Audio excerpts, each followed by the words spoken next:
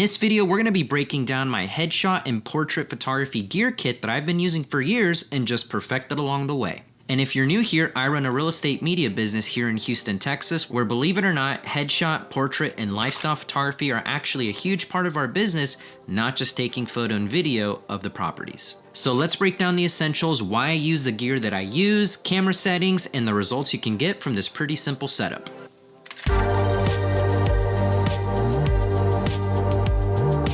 So like I mentioned, I run a real estate media business here in Houston, Texas called Pro Real Media, where we primarily shoot luxury properties and also do all the marketing visuals for realtors as well. So outside of the listings, these include their headshots, lifestyle photos, capturing behind the scenes of them, creating video content even on a monthly basis, and higher end professional videos as well. So as you can see, there's a lot more that can be involved in a real estate media business, not just about the properties. Okay, so let's jump into the gear. So you can't really see this on camera right now, but I'll show this in the B-roll. I have my cart full of my gear. This is everything that I bring to a shoot when we're doing portrait work. First, a wagon. So I've mentioned this for video, but this is actually super handy for photography work, especially when you're carrying light stands, soft boxes, multiple backpacks, whatever it is. I use a wagon exclusively for all of my photo and video work because it saves you trips to your car and you can keep all of your gear in one place and not on the floor. So I have two main functional things, so the wagon being the first, and then this podcast case that a friend of mine recommended, which I'll link all this stuff below. And the really cool thing about this podcast case is it can hold two light stands, a 42-inch softbox, my flash gear, a tripod, and much more. So much easier than carrying all that stuff individually. So now let's jump into the first thing, which is probably one of the most important essentials, and that is your camera. You need a camera to do this type of work. And it's not the type of camera, but just certain things that it offers. For example, you don't need the most up-to-date, newest version of any camera. You can do this with a DSLR, entry-level mirrorless camera.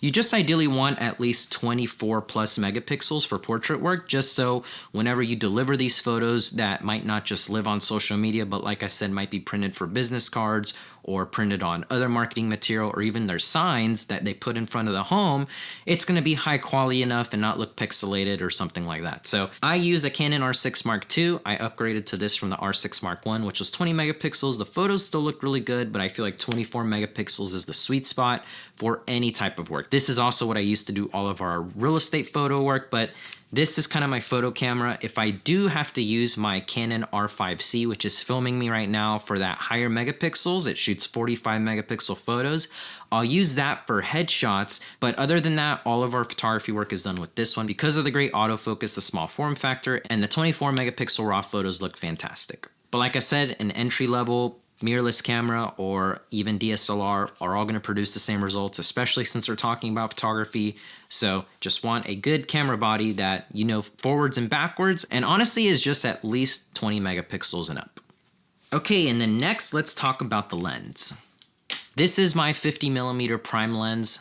Wow, it just got a lot brighter outside now that the sun came out. Yeah, it's been raining all day and I kind of made my setup for that, but of course now the sun came out and it's still raining, funny enough. This is my 50mm prime lens. This is specifically the Sigma 50mm 1.4 art lens. This isn't the newest lens. There's been new versions of this, but it still gets the job done. That's why I haven't upgraded this, and it's very sharp and reliable. So still use this. I love 50mm because it's the sweet spot between not being too zoomed in or too wide. You know, another favorite focal length of mine is 35mm, but it's too wide whenever you start to get really up close, especially for headshots.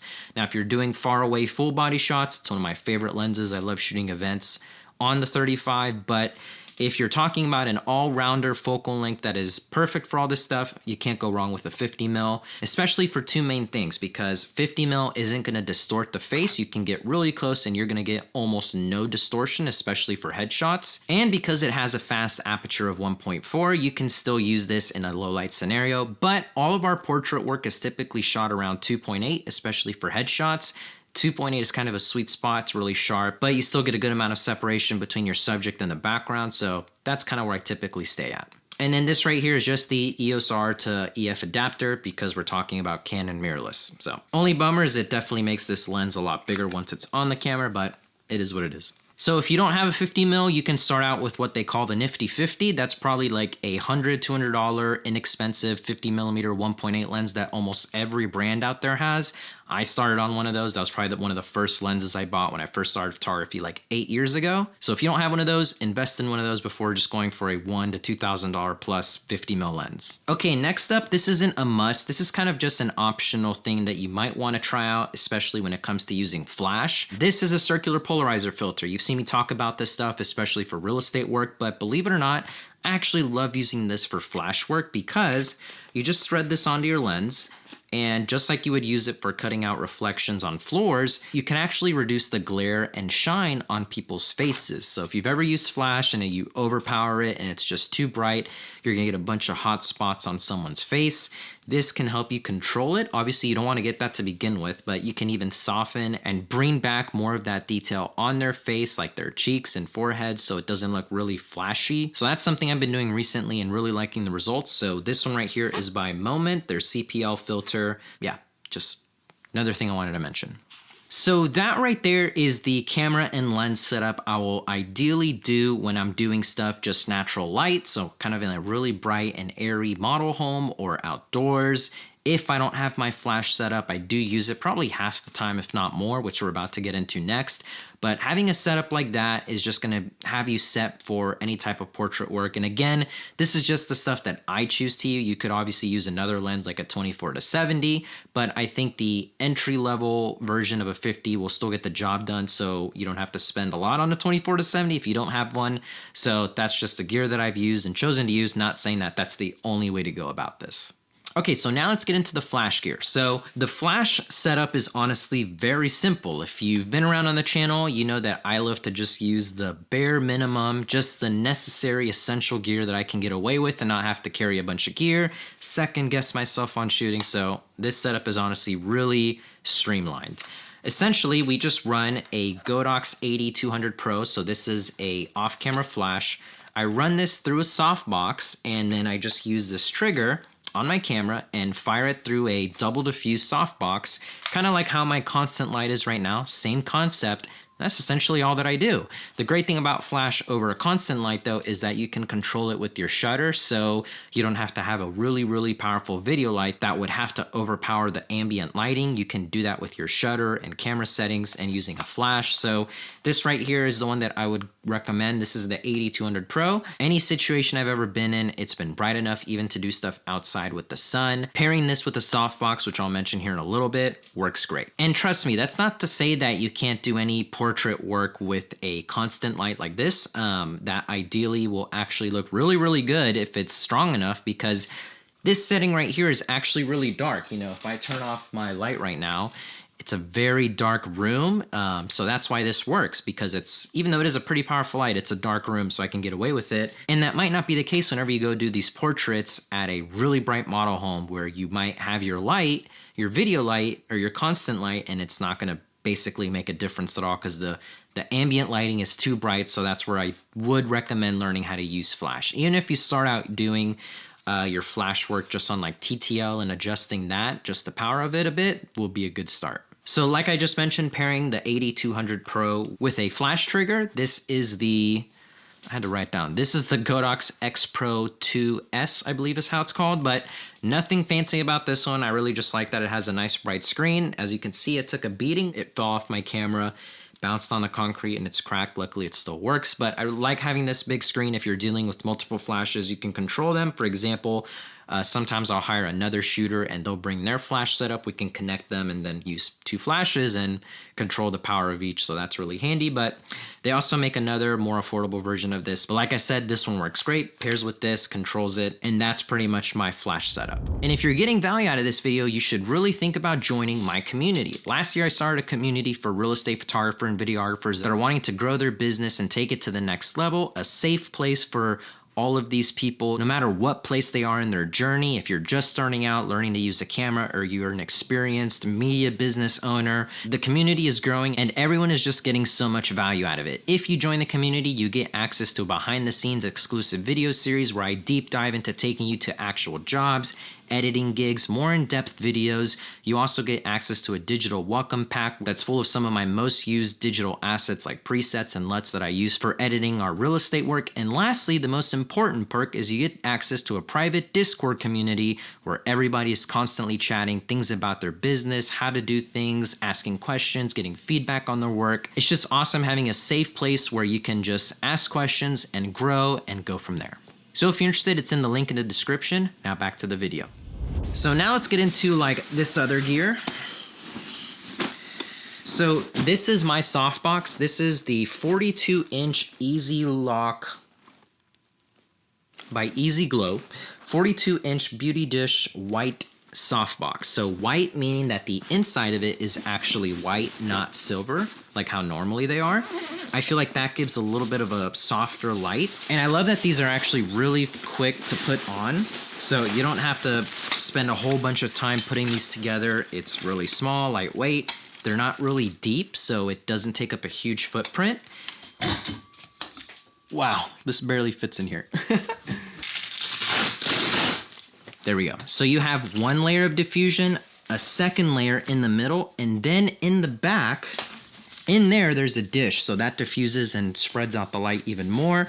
Like I said, the inside of this is white, so I feel like it produces like less harsh light on their face compared to the silver interior, because I also have a 36-inch version of this that is silver, and I felt like sometimes it produced a little bit too not so soft light results, and this does the trick. So this is my ideal setup. As you can see, it's obviously 42 inches wide, but it's not deep. Like, okay, it looks massive on camera, never mind. But it's not as big as other 42-inch softboxes. And then the other really important thing that you have to get if you're gonna be doing this setup with the Godox flash and the softbox, that's Bowen's mount, meaning this little connection right here. This is a flash adapter where this can sit on the light stand. The flash goes in here.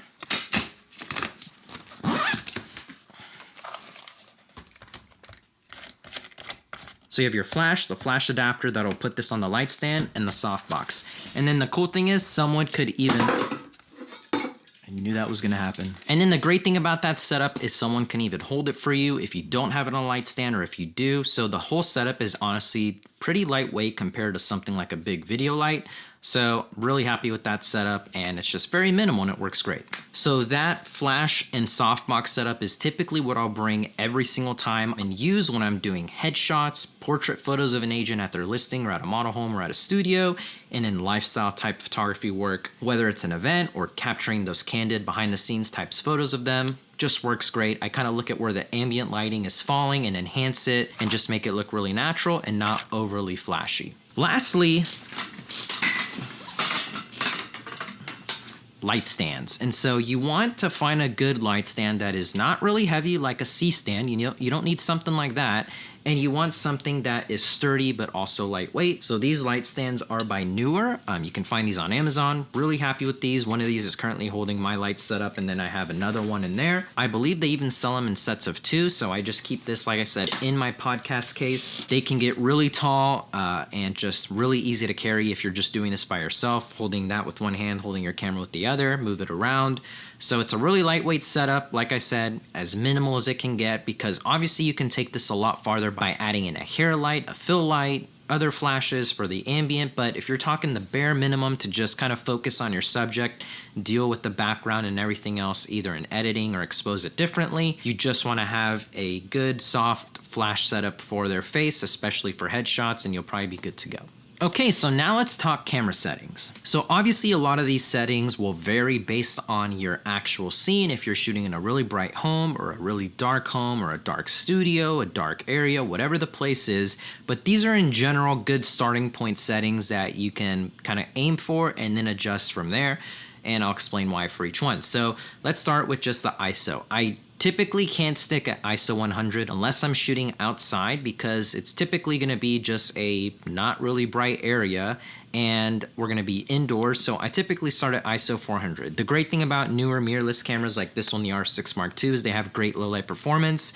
I can comfortably go to ISO 800, 1600, and the photos are gonna look really good still. So I stay at ISO 400 to start with and adjust from there. Next, for my aperture, I sit at 2.8 like I mentioned earlier when we were talking about the lens. Do I want less depth of field if there's more subjects in the photo? If I'm dealing with 3 or 4 people in a photo, maybe I'm gonna be at f4. If I really want that super shallow depth compressed background, depending on the scene, I might go down to 1.8, 2.0.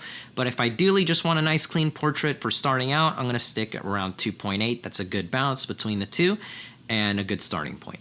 And lastly, shutter speed. Ideally, if you stay 1/200th or slower, so say 1/200 to 1/125th, you're gonna be using the most power out of your flash, and 1/200th, even down to 1/125th is gonna freeze any motion, even though most of these are just gonna be, for the most part, people not moving in general. But that way you'll get a nice, crisp, and sharp photo.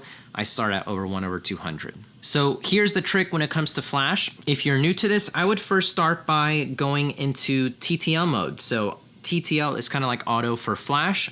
The thing that you can adjust is just the intensity of it. So 0 or going down all the way to -3.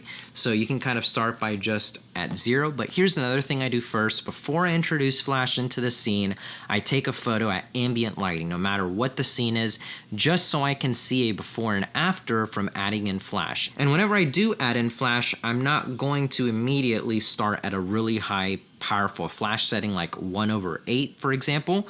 I'm gonna start at the least amount, so 1/128, and take a photo. See what that does. Oh, it needs more. Now I'm gonna jump to 1/64, then over 1/32, kind of so I can see a gradual change in what the flash is doing. Do I need to move it? Do I need to adjust it? Do I need to adjust my composition? Is it too harsh on the face? But that way you can go all the way from no flash to seeing the flash power come in, and then you can make the decision on what flash power looks best and then stick with that. Now, when it comes to where to put your flash, this softbox setup, it's kind of ideally the exact same way I'm filming now. So the camera's here, I have it off 45 degrees and up 45 degrees. Ideally, you just want it to have that nice flattering Rembrandt lighting look that's really known for photo and video whenever you're using lighting, because it looks the most flattering. And then other things, of course, you want to add in after that is, do you need a fill? Do you need to bounce some of this light back in? Do you need a hair light? So do you need another flash that you can put on the opposite end like I do right now? So I do have another light up there that's enhancing this window light to give me this little side lighting and a little bit of, hair light back here. But all of those things are extra. I would recommend getting started by just nailing this first. You just want to experiment with putting your flash in the right place to get nice even lighting on your subject. Okay, and that's pretty much it. That is my full breakdown of my flash gear kit for headshot, lifestyle photography, any type of portrait work that we do in my media business. So over the years, this kit has evolved, but essentially been the same. Camera bodies have been updated, lenses have been updated, flash, softbox setups, but it's all been the same concept. Since I started using flash around 4 to 5 years ago, this has been the same exact idea behind it. And the great thing about learning to use flash is you can get the same really good, consistent results no matter what type of scene you're working with, because you can manipulate it to look how you want it to.